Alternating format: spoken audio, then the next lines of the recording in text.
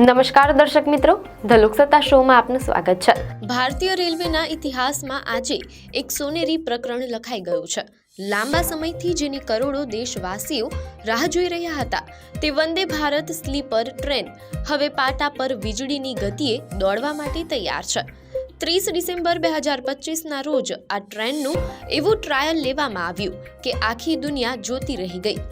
Railway મંત્રી અશ્વિની વૈષ્ણવે social media પર શેર કરેલો એક વિડીયો અત્યારે ચર્ચાનો વિષય બન્યો છે, જેમાં ટ્રેન 180 કિલોમીટર પ્રતિ કલાકની પ્રચંડ ઝડપે દોડી રહી છે, છતાં તેની સ્થિરતા એવી છે કે ટેબલ પર રાખેલા ગ્લાસમાંથી પાણીનું એક ટીપું પણ ઢોળાયું નથી। આજે આપણે વિગતવાર વાત કરીશું આ સુપરફાસ્ટ ટ્રેનની વિશેષતાઓ અને તે કઈ રીતે ભારતમાં મુસાફરીનો અંદાજ બદલી નાખશે। કોઈ પણ ટ્રેનની ગુણવત્તા તેની ઝડપથી નહીં પણ તેની સ્થિરતાથી મપાય છે। રેલવે મંત્રી દ્વારા શેર કરવામાં આવેલા વિડીયોમાં જોવા મળે છે કે જ્યારે ટ્રેન 180 કિલોમીટરની સ્પીડ પકડે છે ત્યારે ટ્રેનની અંદર રાખવામાં આવેલો પાણીથી છલોછલ ગ્લાસ જરા પણ હલતો નથી। આને એન્જિનિયરિંગની ભાષામાં સ્મૂધનેસ ટેસ્ટ કહેવામાં આવે છે। આ ટેસ્ટ સાબિત કરે છે કે વંદે ભારત સ્લીપર ટ્રેનમાં વપરાયેલું સસ્પેન્શન અને અત્યાધુનિક બોગી સિસ્ટમ એટલી પાવરફુલ છે કે મુસાફરોને 180ની ઝડપે પણ જરાય આંચકા અનુભવાશે નહીં। આ ટેકનોલોજી ભારતને વિશ્વના તેવા દેશોની હરોળમાં લાવી દે છે જેઓ હાઈ સ્પીડ ટ્રેનોમાં મહારથ ધરાવે છે।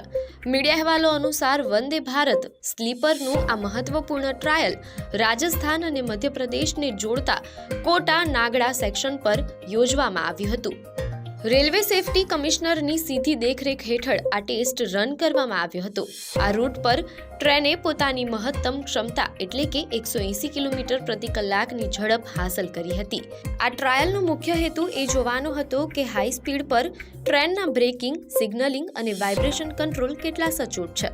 આ સફળતા બાદ હવે એ દિવસો દૂર નથી જ્યારે મુસાફરો આ ટ્રેનમાં આરામદાયક ઊંઘ લેતા લેતા હજારો કિલોમીટરનું અંતર ગણતરીના કલાકોમાં કાપી લેશે। આ ટ્રેનની પાછળ ભારતીય ઇજનેરોની રાત દિવસની મહેનત છુપાયેલી છે।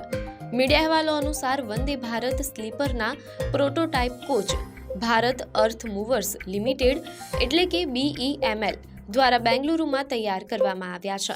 આ ટ્રેન સંપૂર્ણપણે વાતાનુકૂલિત એટલે કે ફૂલ એસી છે અને તેમાં વપરાયેલું મટીરિયલ પ્લેનની કેબિન જેવું પ્રીમિયમ ફીલ આપે છે। અત્યાર સુધી આપણે વંદે ભારતની ચેર કાર જોઈ હતી જે ટૂંકા અંતર માટે હતી, પણ આ સ્લીપર વર્ઝન લાંબા અંતરની મુસાફરી માટે ગેમ ચેન્જર સાબિત થશે। તેમાં દરેક બર્થ પર personal reading lights, charging points અને મોડર્ન ટોયલેટ્સ જેવી સુવિધાઓ આપવામાં આવી છે।